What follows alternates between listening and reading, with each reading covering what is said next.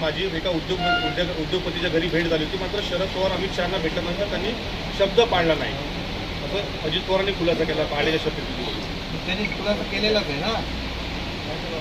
त्यामुळे आता त्यांचा जे काही अजितदादांच्या मागे कोण होतं शपथ घेण्यासाठी कुणी पाठवलेलं ते आता अजितदादांनीच खुलासा केला आहे ना.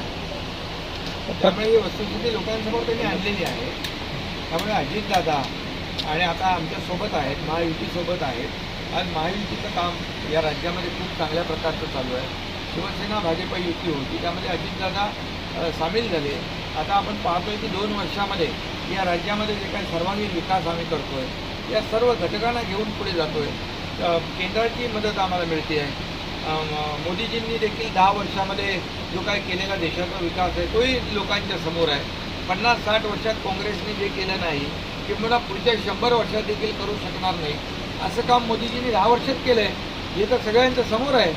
आणि राज्याने देखील केलेला विकास, राज्याने घेतलेले निर्णय, राज्याने लोकांसाठी सुरू केलेल्या योजना, मग शेतकरी, कष्टकरी, कामगार, महिला भगिनी, तरुण, ज्येष्ठ सगळ्यांसाठी आज म्हणून आम्ही डेव्हलपमेंट विकासाच्या मुद्द्यावर लोकांसमोर जातोय. शासन आपल्या दारीसारखा लोकाभिमुख कार्यक्रम आम्ही केला. हे जनतेमध्ये जाऊन आम्ही केलो. घरी बसून काम करत नाही. आम्ही फेसबुक लाईव्ह करत नाही. डायरेक्ट लोकांसमोर जातो, बांधावर जातो, शेतावर जातो, लोकांच्या अडचणी समजून घेतो. आणि ऐकणारं सरकार आहे आणि ऐकून निर्णय घेणारं सरकार आहे.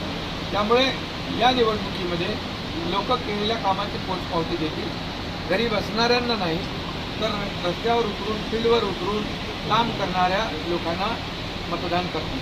इंडियन एक्सप्रेसला दिलेल्या मुलाखतीमध्ये आज माजी मंत्री चंद्रकांत ठाकरे, सुभाष ठाकरे साहेब, चंद्रकांत ठाकरे हे सगळे लोक का येऊन सोबत येत आहेत, याचं कारण की हे काम करणारं सरकार आहे.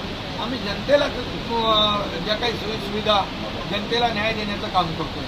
त्यामुळे काल कालच्या फेजमध्ये झालेल्या 5 लोकसभा मतदारसंघामध्ये 5च्या 5 जागा महायुतीची. इंडियन एक्सप्रेसला दिलेल्या मुलाखतीमध्ये उद्धव ठाकरेंनी म्हटलं की देवेंद्र फडणवीसांनी शब्द दिला होता आदित्य ठाकरेंना मुख्यमंत्री बनवतील, ते स्वतः दिल्लीला जातील, मात्र त्यांनी माझ्याच माणसासमोर मला खोटं पाडलं, असं उद्धव ठाकरेंनी मुलाखती दरम्यान सांगितलं. त्यांनी खूप मुलाखती दिलेल्या आहे.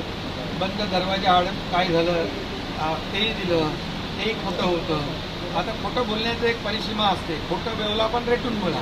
त्यांना मुख्यमंत्री व्हायचं होतं, ते शिवसेना भाजपच्या गठबंधनमध्ये मुख्यमंत्री त्यांना होता आलं नसतं, म्हणून त्यांनी खोटं सांगितलं की आमची चर्चा झाली अमित भाईंच्या बरोबर, परंतु अमित भाईंनी क्लिअर स्पष्टपणे अशा गोष्टीला नकार दिलेला आहे. त्यामुळे खोटं बोल पण रेटून बोल ही त्यांची संस्कृती आहे. प्रकाश आंबेडकरांनी म्हटलं की 2 महिन्यानंतर एकनाथ शिंदे जे आहेत ते मुख्यमंत्री म्हणून दिसणार नाहीत, भाजपला त्यांचा फायदा होताना दिसत नाही, अशा पद्धतीने त्यांनी हिंगोलीमध्ये वक्तव्य केलं. ठीक आहे, प्रकाश आंबेडकरांनी वक्तव्य केलं तर निवडणुकीमध्ये त्यांना तसं किती कारण निर्माण विचार